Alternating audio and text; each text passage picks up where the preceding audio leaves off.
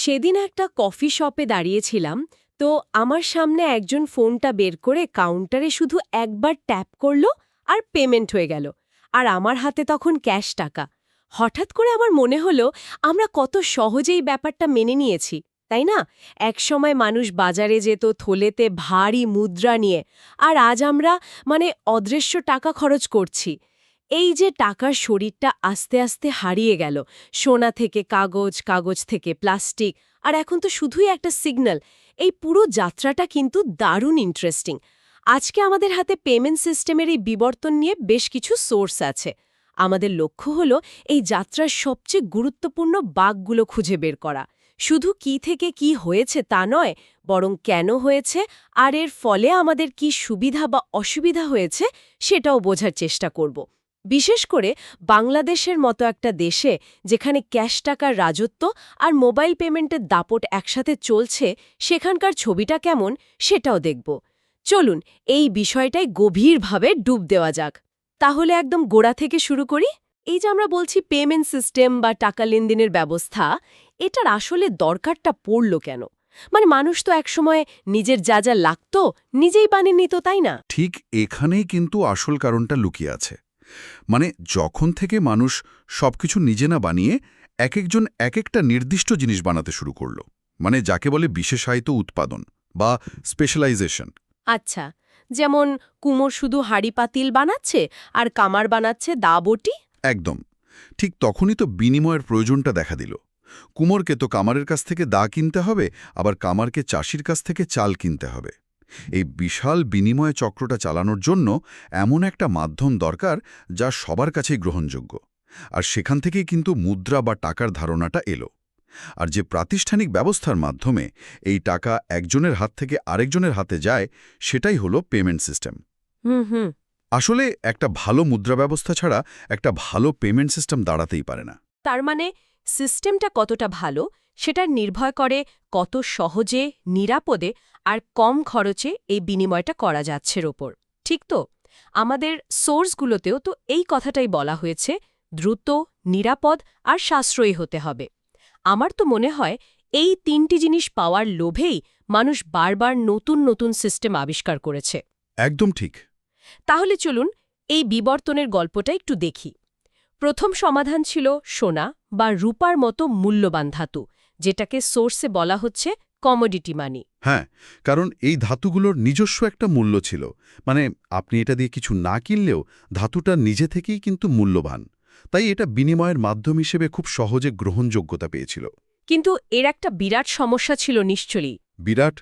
ভাবুন তো, একটা গাড়ি কেনার জন্য আপনাকে বস্তা ভরে সোনার মুদ্রা নিয়ে যেতে হচ্ছে। এটা তো ভাবাই যায় না। এটা শুধু যে ভারী তা নয়, সাংঘাতিক ঝুঁকিপূর্ণও বটে।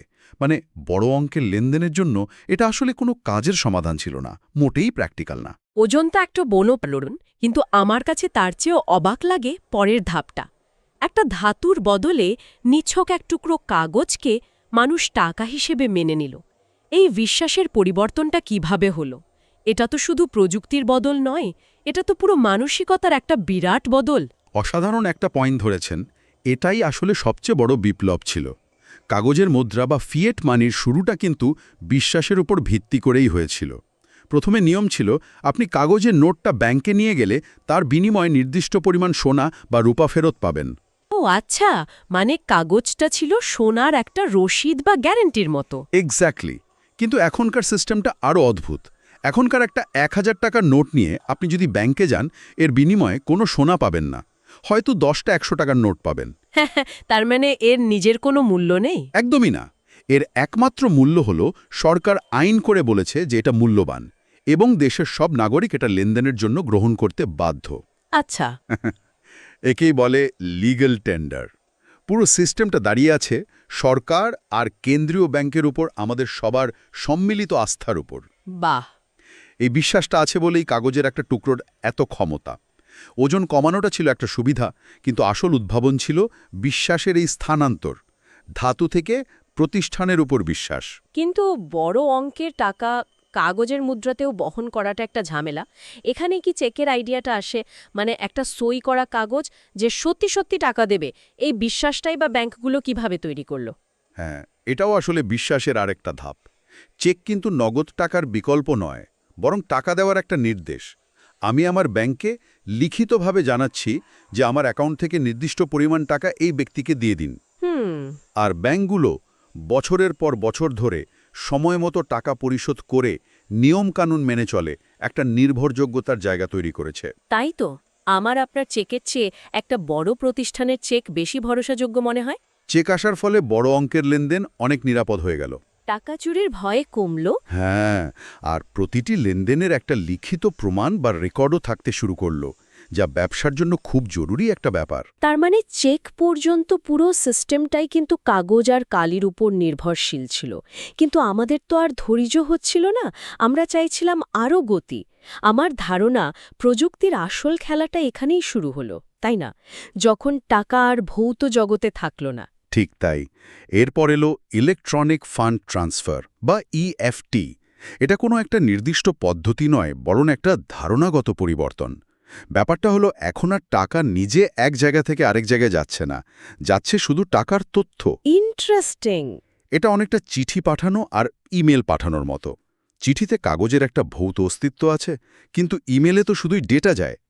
ইএফটির মাধ্যমে ব্যাংকগুলো একে অপরের সাথে শুধু তথ্য আদান-প্রদান করে, নিজেদের অ্যাকাউন্ট ব্যালেন্স আপডেট করে দেয়। আর আমরা সাধারণ মানুষ যে ডেবিট বা ক্রেডিট কার্ড ব্যবহার করি, সেটাও তো এই ইএফটিরই একটা রূপ।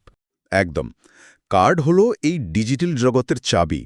আপনি যখন দোকানে কার্ড সোয়াইপ করেন, তখন একটা মেশিন আপনার কার্ডের তথ্য পড়ে সেটাকে ইন্টারনেটের মাধ্যমে আপনার ব্যাংকের কাছে পাঠায়।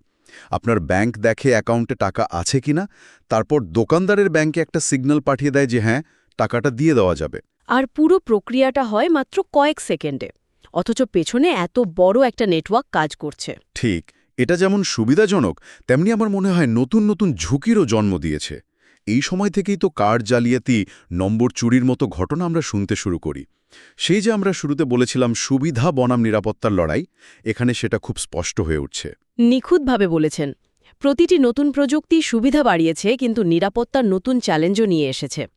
কার্ডের ক্ষেত্রে যেমন ধরুন পেন নাম্বার, সিভিভি কোড, এগুলো হচ্ছে নিরাপত্তার এক একটা স্তর। কিন্তু অপরাধীরাও তো বসে নেই, তারাও এই স্তরগুলো ভাঙার নতুন নতুন উপায় বের করে ফেলে। আর এই কার্ডের পথ ধরেই তো আমরা আজকের মোবাইল পেমেন্টের যুগে এসে পৌঁছেছি। এখন তো আমার ফোনটাই আমার মানি ব্যাগ। ঠিক, মোবাইল পেমেন্ট বা মোবাইল ওয়ালেট হলো এই বিবর্তনের সবচেয়ে আধুনিক ধাপ। এখানে আপনার কার্ডের তথ্যগুলো আর প্লাস্টিকের কার্ডে থাকে না, বরং ফোনের ভেতরে একটা সুরক্ষিত অ্যাপে এনক্রিপ্টেড অবস্থায় থাকে। এটা কি ফিজিক্যাল কার্ডের চেয়ে বেশি নিরাপদ? হতে পারে, কারণ আপনার কার্ড চুরি হলে যে কেউ ব্যবহার করার চেষ্টা করতে পারে। কিন্তু আপনার ফোন ব্যবহার করতে হলে তো আগে ফোনের লক খুলতে হবে, তারপর হয়তো অ্যাপের পিন বা ফিঙ্গারপ্রিন্ট দিতে হবে। মানে এখানে নিরাপত্তার স্তর কিন্তু অনেক বেশি। তা ঠিক। এই মোবাইল পেমেন্টের সূত্র ধরেই তো কিউআর কোডের ব্যাপারটা আসে। আমার কাছে এটা খুব মজার লাগে। আমি সেদিন একজন ডাবোওয়ালাকে দেখলাম কিউআর কোড দিয়ে পেমেন্ট নিচ্ছেন। 10 বছর আগেও তো এটা কল্পনার বাইরে ছিল। এই সাধারণ মানুষের কাছে প্রযুক্তিটা এত দ্রুত পৌঁছানোর পেছনের কারণটা কি? এর মূল কারণ হল কিউআর কোডের সরলতা এবং বলতে পারেন প্রায় শূন্য খরচ। আচ্ছা। দেখুন, একজন দোকানদার বা বিক্রেতার কার্ডে পেমেন্ট নেওয়ার জন্য একটা পয়েন্ট অফ সেল বা পিওএস মেশিন লাগে, যেটার একটা দাম আছে, মাসিক ভাড়াও থাকতে পারে। কিন্তু কিউআর কোডের জন্য এসবের কিছুই লাগে না, শুধু একটা প্রিন্ট করা কাগজের কোড থাকলেই চলে, যা প্রায় বিনে পয়সায় করা যায়। রাইট। আর ক্রেতার দিক থেকেও কোনো নির্দিষ্ট অ্যাপের বাধ্যবাধকতা নেই, ফোনের ক্যামেরাটাই যথেষ্ট।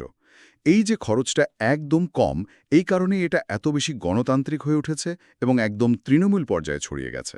কিন্তু এরও তো কিছু দুর্বল দিক আছে নিশ্চয়ই। অবশ্যই। সবচেয়ে বড় দুর্বলতা হলো ইন্টারনেট। এটা পুরোপুরি ইন্টারনেট নির্ভর। যেখানে নেটওয়ার্ক দুর্বল বা নেই, সেখানে কিউআর কোড কিন্তু অচল। এটা একটা বড় সমস্যা। আবার অনেক সময় পেমেন্ট হতে দেরি হয়, কনফার্মেশন মেসেজ আসে না, এগুলোও বেশ বিরক্তিকর। আর নিরাপত্তার একটা দিক হলো মাঝে মাঝে কিছু নকল কিউআর কোড বসিয়ে জালিয়াতি করার চেষ্টা করা হয়। মানে টাকাটা দোকানদারের কাছে না গিয়ে অন্য কোথাও চলে যায়। ঠিক তাই, হ্যাকারের অ্যাকাউন্টে চলে যায়। তাই স্ক্যান করার পর নামটা ভালো করে দেখে নেওয়াটা খুব জরুরি।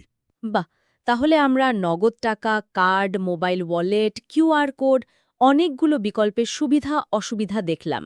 এবার একটু বাংলাদেশের দিকে তাকাই। আমাদের সোর্সগুলো বলছে এখানকার ছবিটা বেশ চমকপ্রদ। একদিকে দেশে নগদ টাকার ব্যবহার এখনও সবচেয়ে বেশি, আবার অন্যদিকে মোবাইল ফিনান্সিয়াল সার্ভিস বা এমএফএস এর ক্ষেত্রে বাংলাদেশ পুরো বিশ্বের কাছে একটা উদাহরণ।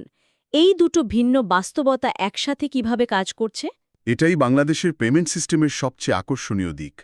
এখানে এখনও বিপুল সংখ্যক মানুষ, বিশেষ করে দৈনন্দিন ছোটখাটো কেনাকাটার জন্য নগদ টাকার ওপরই ভরসা করে। এর একটা কারণ তো হলো অভ্যাস, আর একটা কারণ হলো দেশের সব জায়গায় ডিজিটাল পেমেন্টের পরিকাঠামো এখনও সমানভাবে পৌঁছায়নি। কিন্তু এর পাশাপাশি ২০১০ সালের পর থেকে বাংলাদেশ ব্যাংক ডিজিটাল পেমেন্ট সিস্টেমকে এগিয়ে নেওয়ার জন্য কিছু যুগান্তকারী পদক্ষেপ নিয়েছে। কি ধরনের পদক্ষেপ? ওই যে সোর্সে অনেকগুলো নাম দেখলাম, BACH, NPS, RTGS, এগুলো তো খুব জটিল নাম। সাধারণ মানুষের জীবনে এগুলো ঠিক কী পরিবর্তন এনেছে? আমি দুটো সবচেয়ে প্রভাবশালী উদ্যোগের কথা বলি। প্রথমটা হলো MFS বা মোবাইল ব্যাংকিং। এটা শুধু শহরে থাকা মানুষের জন্য সুবিধা আনেনি, এটা গ্রামের অর্থনীতিকে পুরোপুরি বদলে দিয়েছে। কিভাবে? ভাবুন, একজন গার্মেন্টস কর্মী ঢাকায় কাজ করে, তার গ্রামের বাড়িতে টাকা পাঠাতে আগে কোনো পরিচিত মানুষের জন্য অপেক্ষা করত অথবা মানি অর্ডার করতে হতো। দুটোতেই সময় ও ঝুঁকি ছিল। এখন সে কয়েক সেকেন্ডের মধ্যেই নিজের ফোন থেকে মায়ের মোবাইল অ্যাকাউন্টে টাকা পাঠিয়ে দিতে পারছে। আচ্ছা। এই একটা সেবাই দেশের কোটি কোটি মানুষকে প্রথমবারের মতো আর্থিক ব্যবস্থাপনার আওতায় নিয়ে এসেছে, যাদের কোনোদিন কোনো ব্যাংক অ্যাকাউন্ট ছিল না। এটা সত্যি একটা নীরব বিপ্লব। আর দ্বিতীয় উদ্যোগ কোনটা? দ্বিতীয়টা হলো RTGS বা রিয়েল টাইম গ্রস সেটেলমেন্ট। এটা হয়তো সাধারণ মানুষ সরাসরি ব্যবহার করে না, কিন্তু এর প্রভাব বিশাল। আগে একটা ব্যবসা প্রতিষ্ঠান যখন অন্য আরেকটা প্রতিষ্ঠানকে চেকের মাধ্যমে কোটি টাকার পেমেন্ট দিত, সেই চেক ক্লিয়ার হয়ে টাকাটা অ্যাকাউন্টে জমা হতে কয়েক দিন, এমনকি সপ্তাহ লেগে যেত। ও, তার মানে টাকাটা অনেকটা সময় আটকে থাকতো। একদম। RTGS সিস্টেমের ফলে এখন কোটি কোটি টাকার লেনদেনও এক ব্যাংক থেকে আরেক ব্যাংকে প্রায় সাথে সাথে সম্পন্ন হচ্ছে। এর ফলে ব্যবসার গতি অনেক বেড়ে গেছে। সহজ কথায় বললে, MFS সাধারণ মানুষের জন্য টাকার ডিজিটাল হাইওয়ে তৈরি করেছে, আর RTGS তৈরি করেছে বড় ব্যবসা আর ইন্ডাস্ট্রির জন্য। তার মানে বাংলাদেশ একদিকে যেমন কিছু প্রযুক্তিকে ধাপে ধাপে গ্রহণ করেছে, তেমনি এমএফএস এর মতো ক্ষেত্রে কিছু প্রযুক্তিকে এক লাফে গ্রহণ করে অনেক উন্নত দেশকেও ছাড়িয়ে গেছে। এক কথায় হ্যাঁ, একে বলে লিপফ্রগিং। যেখানে পুরনো পরিকাঠামো দুর্বল থাকে, সেখানে অনেক সময় নতুন প্রযুক্তি গ্রহণ করা অনেক সহজ হয়। বাংলাদেশে যেহেতু কার্ড বা ব্যাংক অ্যাকাউন্টের বিস্তার কম ছিল, তাই মোবাইল ভিত্তিক সমাধান খুব দ্রুত সেই শূন্যস্থানটা পূরণ করতে পেরেছে। তাহলে পুরো আলোচনাটা যদি এক জায়গায় করি, আমরা দেখলাম অর্থ পরিশোধের ব্যবস্থা একটা ভৌত জিনিস থেকে, মানে ভারী সোনার মুদ্রা থেকে যাত্রা শুরু করে আজ প্রায় অদৃশ্য একটা ডেটা প্যাকেজে পরিণত হয়েছে। প্রতিটি ধাপে আমাদের লক্ষ্য ছিল লেনদেনকে আরও সহজ, দ্রুত আর নিরাপদ করা। কিন্তু প্রতিটি সুবিধার সাথে একটা নতুন জটিলতাও যুক্ত হয়েছে। কখনো সেটা জালিয়াতির ঝুঁকি, কখনো ট্রানজ্যাকশন ফি, আবার কখনো একটা ভালো ইন্টারনেট সংযোগের উপর নির্ভরশীলতা। আমরা এতক্ষণ কথা বললাম যে আমরা কিভাবে টাকা পরিশোধ করি, কিন্তু এখানে আরও একটা গভীর বিষয় ভাবার আছে, যেটা আমাদের ভবিষ্যতের দিকে নিয়ে যায়। এই সিস্টেমগুলো যত বেশি ডিজিটাল হচ্ছে, আমাদের প্রতিটি লেনদেন তত বেশি ডেটা বা তথ্য তৈরি করছে। আপনি কখন, কোথায়, কি কিনছেন, কত টাকা খরচ করছেন, এই সব কিছুই এখন ডিজিটাল ফুটপ্রিন্ট হিসেবে থেকে যাচ্ছে। ভবিষ্যতের বিবর্তন হয়তো শুধু লেনদেনের সুবিধার ওপর নির্ভর করবে না, বরং আমাদের অর্থের সাথে যে তথ্য প্রবাহিত হচ্ছে তার নিয়ন্ত্রণের ওপর নির্ভর করবে। খুব গুরুত্বপূর্ণ একটা প্রশ্ন। হ্যাঁ, যখন আমাদের প্রতিটি কেনাকাটা আমাদের সম্পর্কে একটা গল্প বলে, তখন প্রশ্ন ওঠে, সেই গল্পের মালিক কে? সেই তথ্য কে কিভাবে ব্যবহার করছে? আচ্ছা, আমরা কি সুবিধার বিনিময়ে আমাদের ব্যক্তিগত গোপনীয়তা বিকিয়ে দিচ্ছি? ভবিষ্যতে হয়তো পেমেন্ট সিস্টেমের আলোচনার কেন্দ্রে থাকবে এই ডেটা এবং তার নিরাপত্তা ও নৈতিক ব্যবহারের প্রশ্নটি। টাকা কিভাবে খরচ হচ্ছে তার চেয়েও বড় হয়ে দাঁড়াবে খরচের তথ্য কে নিয়ন্ত্রণ করছে এই বিষয়টি। এটা নিয়ে ভাবার অনেক অবকাশ আছে।